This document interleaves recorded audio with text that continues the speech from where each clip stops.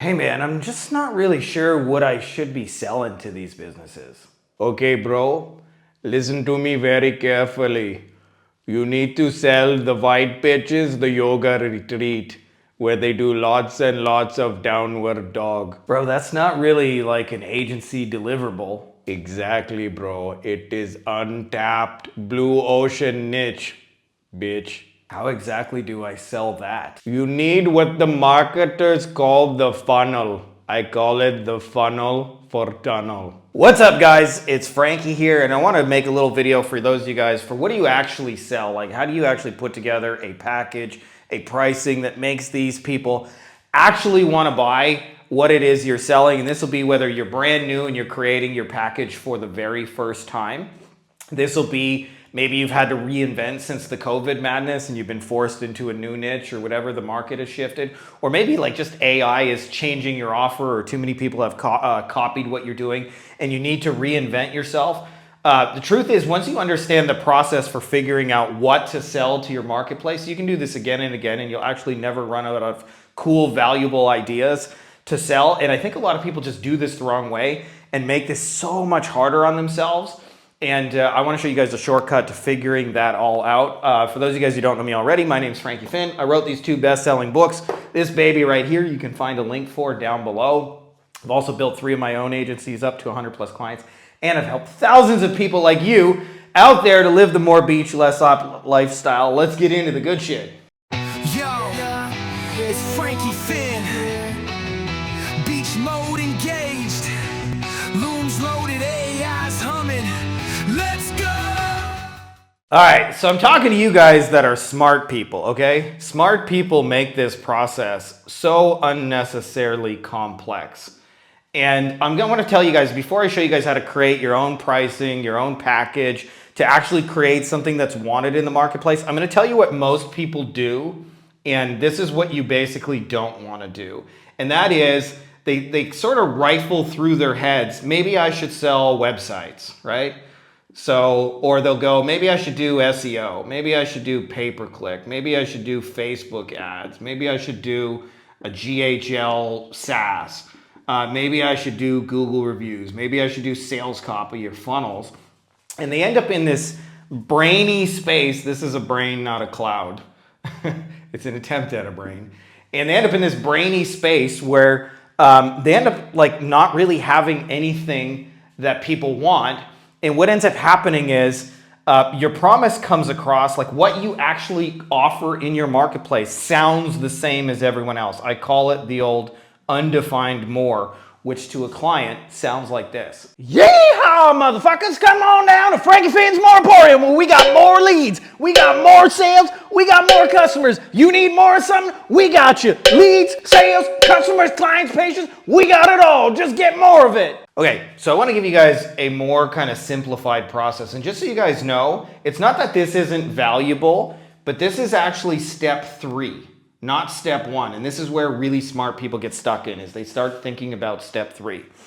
And the first step actually in the process is to decide who we want to actually do this for. In other words, a niche. And I'll tell you, people get really, really scared about picking a niche because they think if I get this wrong, there's going to be some secret source of money that I'm going to be broke forever if I pick the wrong one. And this is really more about making it so your deliverable you can reuse from client to client, because the more narrow your client is, the more you can reuse it. Like let's say, for example, you run an ice cream store and you make a really awesome chocolate ice cream. Well, if that's all you do, if you niche down as the chocolate ice cream person, then every time somebody comes by, all you got to do is just load up a scoop of the same chocolate ice cream and it becomes a factory.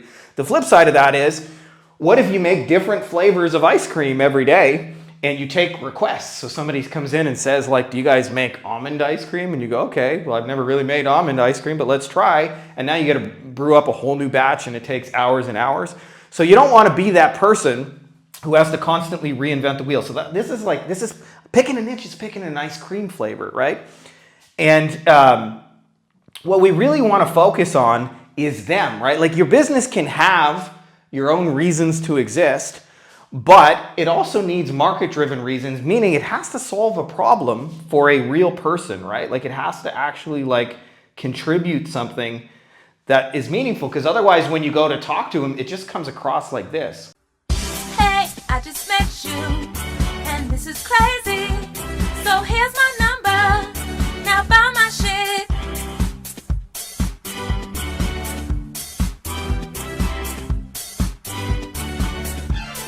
So let me make this really clear why this matters so much is before you can pick your deliverable, you have to know what problem are these guys trying to fix? And ergo, the deliverable that makes the most sense will be the one that actually solves their problem. So I'll give you a real life example of why this matters. The question I got asked the most over the last 6-7 years, if you're me, you're starting over, you want to get to 10K a month as fast as possible, what would you do? So I actually did it.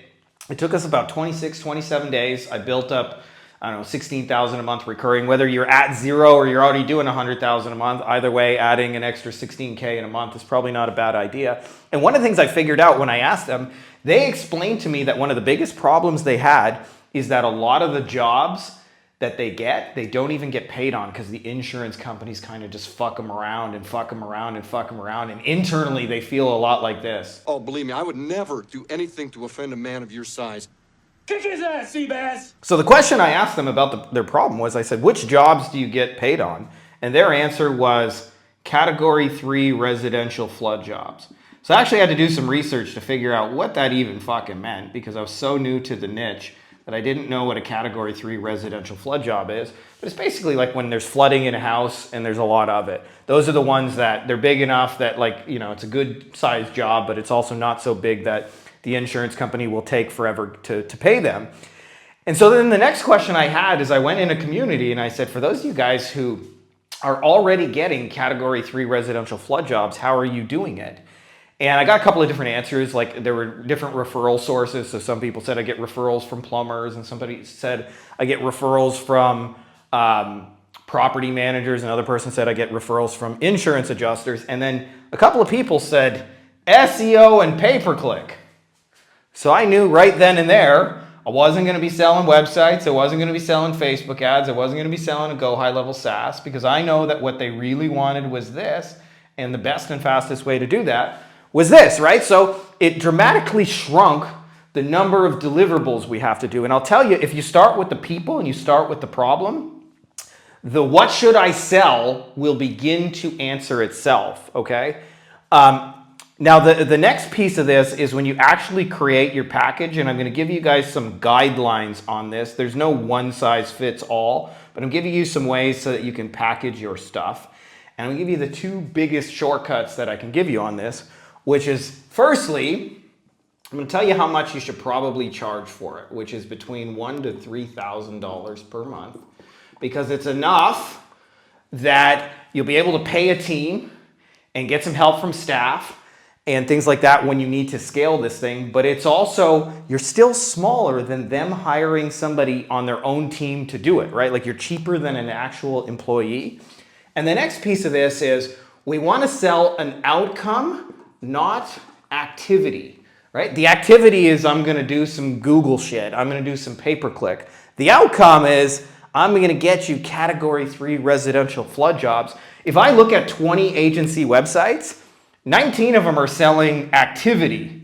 I'm going to do this activity for you. Very few of them are saying what's going to get done. It's the difference between saying, hey, activity is like, hey, if you work with me as a personal trainer, you're going to wake up at 5 a.m. We're going to do kettlebells. You're going to do some broccoli shakes. And I'm going to push you, and I'm going to yell at you. I'm going to make you do push-ups. That's activity.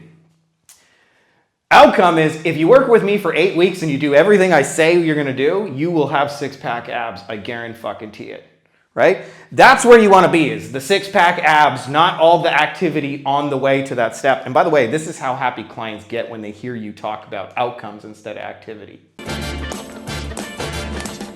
It's not unusual to be loved. It's not unusual to have fun with anyone. But when I see you hanging about with anyone. Okay, the next piece of the puzzle of this is we got to actually go market, promote it, sell it. As I like to say, clients don't fall out of the fucking sky, right? And that really means either a couple of things, right? We could network, right? We could go where, in my case, where the restoration people are. And I actually did. I went to a couple of the events, shook some hands, talked to some people, asked some questions. That can also mean like publishing content. You're looking at publishing content right now. That can mean running ads. And as is predominantly taught in our space, it can also mean one-to-one messaging, although I think that's the least efficient way of doing it. But we have to like go proactively get in front of the people we've decided. And I'll tell you what actually sticks most people in this process is not actually choosing a package, is choosing who we're aiming it at, right? Because I had a friend and a mentor who said to me years ago, he said, Frankie, I want you to write an advertisement for an athlete. And he gave me 30 seconds. And at the end of 30 seconds, he said, what did you come up with? And I came up with nothing. I was like, I don't know, is this a weightlifter? Is this a bodybuilder? Is it a figure skater? Are we talking to an NFL player? Like, I just didn't know. Then he said, I want you to write an ad for a left-handed golfer with a slice. And I was like, oh my God, that ad wrote itself. It was like, dear left-handed golfer with a slice, did you know we're not righties? Do you know that if you're slicing it, it's caused by one of these three things? And Frankie's magic product will have you hitting the ball straight 300 yards down the fairway every single time. And part of that was the minute I was clear about who I was talking to, all of a sudden, my messaging got clear, my package got clear, the what to do, right? So once we're clear on the who and we understand what problems they actually have, then what happens is all these things you're thinking about potentially doing will get significantly more narrow. And by the way, you'll do something that I call the 10-degree shift. So this is like an angle symbol, the 10-degree shift, right? Like, what's the difference between we do SEO and pay-per-click to get you more jobs versus we do SEO and pay-per-click to get you specifically category 3 residential flood job? It's not really all that different. Like, we're aiming at slightly different keywords and we're, running slightly different websites and materials with like slightly different pictures, but it's the same basic shit. But it matters a great deal to the person who doesn't get paid on most of the jobs they don't even get, or most of the jobs they get now. So you really want to think about this as you want to create something in your market that I call a mini monopoly, meaning you are the only one who has it. So if you start with the tools, you're almost inevitably just going to call this the generic more, and you're going to sell the same shit as everybody else in the same way, and you're going to get fucking ignored. The flip side of that is when you figure out what problems that are not being met in their marketplace and you create an actual solution to it, this whole like marketing and promoting, I call it selling downhill because you're actually selling something they want. So selling uphill is like you can push a boulder uphill every day and eventually it will get to the top of the mountain. That's selling uphill, like it's done by brute force. That's what most of the people in our space teach.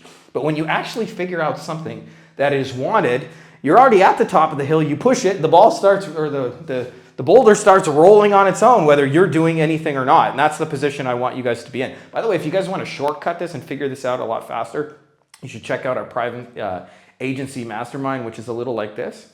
Select your player.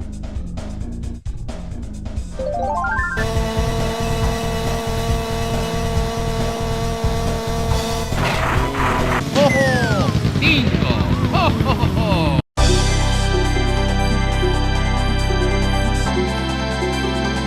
So just as an additional guideline for this, the who you should do this for, this to me is a 24, 48 hour decision. I've met people that like 9, 12 months, they're still trying to find some perfect niche. One thing I want you to understand is that every niche has unmet problems. Every niche, right? Because the nature of business and the nature of life in general is when you solve one problem, it creates another. So I've seen this when I grow an agency, for example.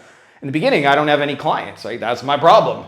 Eventually, if you figure that out, you'll have clients and now you'll be really stressed out about fulfilling and trying to make good on the promises you make. And if you figure those two things out, you'll end up with a new problem called you got to hire people. And if you eventually get good at hiring people, you'll be like what I call the managerial stuff, and you have to figure out how to manage people and be a leader and all those kind of things, right? So one problem solved always creates another. So like people say the niche is too saturated, and the only reason the niche is too saturated is because people are selling the same kind of group of tools in the same way, and they're not really listening to the problems of the marketplace. And it's very simple, okay? When you start this business, are you starting with me? That's what a lot of smart people do. They try and think about, how can I make money? That's about you. If you start with the who and the problem, you're starting with what is actually needed in the marketplace. And I promise you, this takes about, by the way, 3-4 hours to do. I got a video on this channel that'll walk you through, by the way, if you don't know how to find their problems. It's called the unfair sales advantage. Just search on this channel and you'll find the unfair sales advantage. And it'll show you exactly how to find their problems in their exact words. And you'd be amazed that when you sell stuff they want, life gets easier. So that's all I got for you guys in this video. If you're not already subscribed, make sure to subscribe just for the golden dad guns alone. And may the Triforce be with you. Buy my book or I will show up at your house and give you a 2-hour, 45-minute PowerPoint presentation called All the Ways in Which You Have Disappointed Me.